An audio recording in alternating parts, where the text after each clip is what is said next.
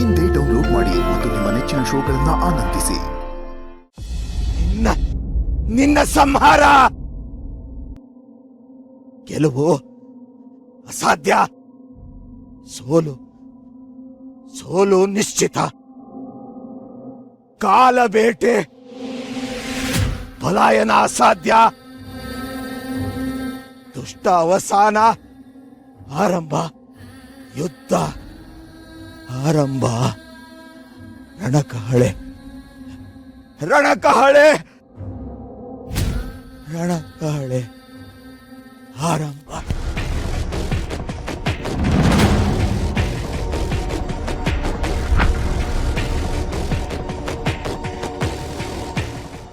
ಪ್ರಾಣ ಹೋಯ್ತಾ? ಸಾಯೋಕೆ ಇವನು ಹುಲುಮಾನವ ಅಂದ್ಕೊಂಡಿದ್ಯಾ? ಅಸಾಮಾನ್ಯ ಇವನು.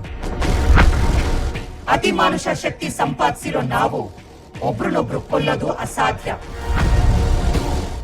ಆದ್ರೆ ನಾನು ಸ್ವಲ್ಪ ಸಮಯದವರೆಗೂ ಇವನನ್ನ ತಡಿಬಹುದು. ಮುಂದಿನ 10 ದಿನಗಳವರೆಗೆ ಇವನು ಹೀಗೆ ಇರ್ತಾನೆ, ಜೀವಂತ ಶವದ ಹಾಗೆ. 10 ದಿನಗಳ ನಂತರ ಚಾಕು ತನ್ನ ಶಕ್ತಿಯನ್ನ ಕಳ್ಕೊಳ್ಳುತ್ತೆ, ಅವನಿಗೆ ಮತ್ತೆ ಪ್ರಜ್ಞೆ ಬರುತ್ತೆ. ನಿನಗೆ ಯಾವ ಅಡಚಣೆನೂ ಆಗದೆ ಇರೋ ಹಾಗೆ ಮಾಡಿದ್ದೀನಿ. ಮುಂದಿನ ಕೆಲಸ ನಿಂದು. ಅವನು ಹೇಳಿದ್ದು ಸರಿ, ನಾವು ಗೆಲ್ಲೋದು ಸುಲಭ ಅಲ್ಲ. 1000 ವರ್ಷಗಳ ಹಿಂದೆ ನಾನ್ ಗೆದ್ದಿದ್ದೆ, ಹೀಗೆ ಬೆನ್ನಿಗೆ ಚೂರಿ ಹಾಕಿ ವಂಚನೆ ಮಾಡಿ. ಆದ್ರೆ ಈ ಸಲ ಅದು ಅಷ್ಟು ಸುಲಭ ಅಲ್ಲ. ಅದಕ್ಕೆ ಶತ್ರುಗಿಂತ ನಾವು 1 ಹೆಜ್ಜೆ ಮುಂದಿರಲೇಬೇಕು. ನೀನು ನಾಳೆ ಗೆಲ್ಲೇಬೇಕು. ಈ ಜವಾಬ್ದಾರಿ ನಿಂದು. ನಾಳೆ ನಾನೇ ಗೆಲ್ತೀನಿ ಅಮ್ಮ, ನೀವಿನ್ನು ನಿಶ್ಚಿಂತೆಯಿಂದ ಇರಿ. ನನಗಿದ್ದ ಒಂದೇ ಒಂದು ಆತಂಕ ಅಂದ್ರೆ ಇವ್ರಿನ್ನು 10 ದಿನಗಳ ಕಾಲ ಜೀವಂತ ಶವವಾಗಿರ್ತಾರೆ ಅಂದ್ರೆ ನನಗೆ ಯಾವ ಅಡ್ಡಿನೂ ಇಲ್ಲ. ನೀವು ಅಮರ ಆಗ್ತೀರಾ. ನೀವು ಅಮರ ಆಗೋ ಹಾಗೆ ನಾನ್ ಮಾಡ್ತೀನಿ. ಇವ್ರನ್ನ ಗುಹೆಗೆ ಕರ್ಕೊಂಡು ಹೋಗು.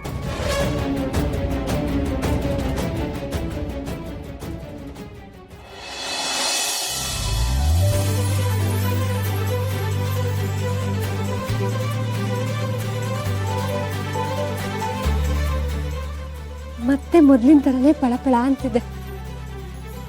ಬುಕ್ ಮೇಡಮ್ ಏನಾದರೂ ಇದನ್ನು ನೋಡಿದ್ರೆ ತುಂಬ ಖುಷಿ ಪಡ್ತಾಳೆ.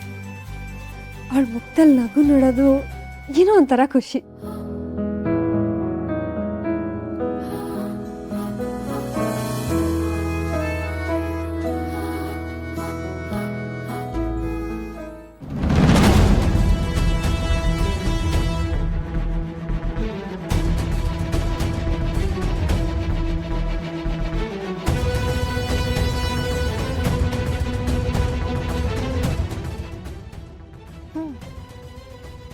ಅಮ್ಮ ಗೊಂಬೆ ಅಂತೆ.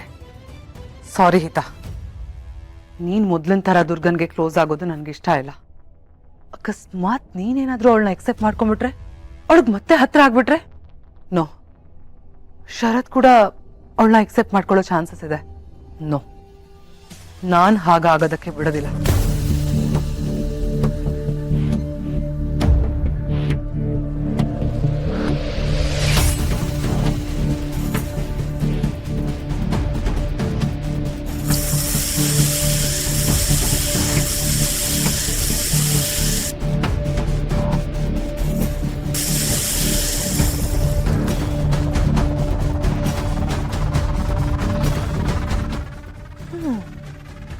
ಹಿತ ಆಡೋದ್ರ ಜೊತೆಗೆ ದುರ್ಗಾ ಬಯಸ್ಕೊಳ್ಳೋದನ್ನು ಕೇಳಿಸ್ಕೋಬೇಕಾಗತ್ತೆ.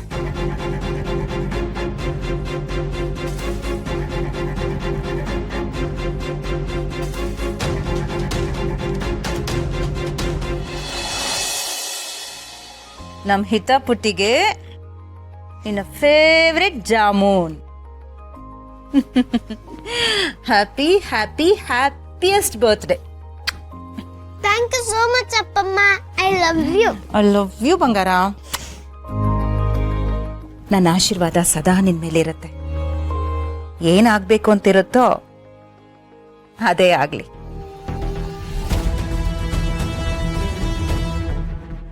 ಅರೆ ಇದೇನಿದು ಅಪ್ಪಮ್ಮ ಬರೀ ವಿಶ್ ಮಾತ್ರ ಮಾಡಿದ್ರು ಬರ್ಡೇ ಗಿಫ್ಟ್ ಕೊಡ್ಲಿಲ್ಲ ಅಂತ ನೋಡ್ತಾ ಇದ್ಯಾ?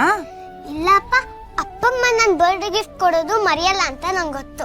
ಆಹಾ ನನ್ ಜಾಣ ಬಂಗಾರಿಗೆ ನಾನ್ ಗಿಫ್ಟ್ ತರೋದನ್ನ ಮರಿತೀನಾ? No ways. ನಿನ್ನ ಬರ್ತ್ಡೇ ಗಿಫ್ಟು ನಿನ್ ರೂಮಲ್ಲಿದೆ. ರಿಯಲಿ?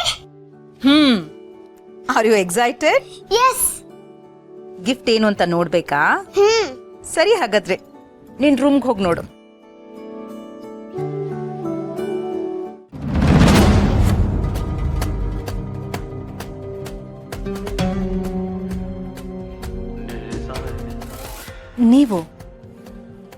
ನೀವ್ಯಾಕೆ ಹೇಗ್ ನಿಂತಿದ್ದೀರಾ? ಏನಾಯ್ತು? ಅಲ್ಲ, ನಿನ್ನೆ ರಾತ್ರಿ ನೀನು ಎಲ್ಲೂ ಕಾಣಲಿಲ್ಲ. ಎಲ್ಲಿದ್ದೆ ಮಾಡ್ಬೇಕಾ? ನಾನು ಎಲ್ಲಿಗೆ ಹೋಗೋದಕ್ಕೆ ಸಾಧ್ಯ? ಇದೇನಿದು ಇವತ್ತು ಈ ರೀತಿ ಪ್ರಶ್ನೆ ಕೇಳ್ತಾ ಇದ್ದೀರಾ? ಹಾಗಲ್ಲ, ನೀನು ರಾತ್ರಿ ಹೊರಗೆ ಹೋಗಿದ್ದನ್ನು ನೋಡಿದೆ, ಎಲ್ಲೂ ಹೋಗಿದ್ದೆ ಅಂತ ಗೊತ್ತಾಗ್ಲಿಲ್ಲ, ಅದಕ್ಕೆ ಕೇಳಿದೆ. ಅದು ಯಾಕೋ ನನ್ನ ಮನಸ್ಸು ಸರಿ ಇರಲಿಲ್ಲ. ಏನೋ ಒಂಥರ ಆತಂಕ, ತಳಮಳ. ಅದಕ್ಕೆ ದೇವಸ್ಥಾನಕ್ಕೆ ಹೋಗಿ ಒಂದು ಸ್ವಲ್ಪ ಹೊತ್ತು ಕೂತಿದ್ದು ಬಂದೆ ಅಷ್ಟೇ. ಅಲ್ಲ, ಅದು ನೀವು ತಿಂಡಿ ತಿಂದಲ್ಲಿ ಮಾತ್ರೆ ತಗೊಂಡ್ರಾ? ಆ, ಮತ್ತೆ ಮರೆತ್ರಾ? ಇರಿ, ಮಾತ್ರೆ ಜೊತೆಗೆ ಹಾಗೆ ಬಿಸಿ ಬಿಸಿ ಕಾಫಿ ಕಳಿಸ್ತೇನೆ.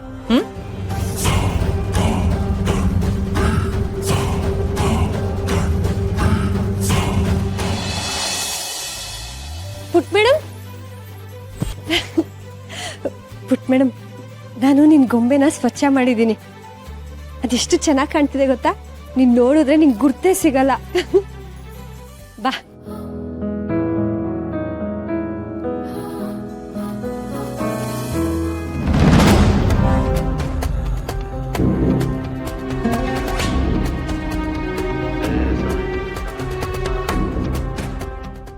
ಅಯ್ಯೋ, ಇದೇಗ್ ಸಾಧ್ಯ? ಇದಕ್ಕಿದ್ದಾಗೆ ಇದಕ್ಕೇನಾಯ್ತು?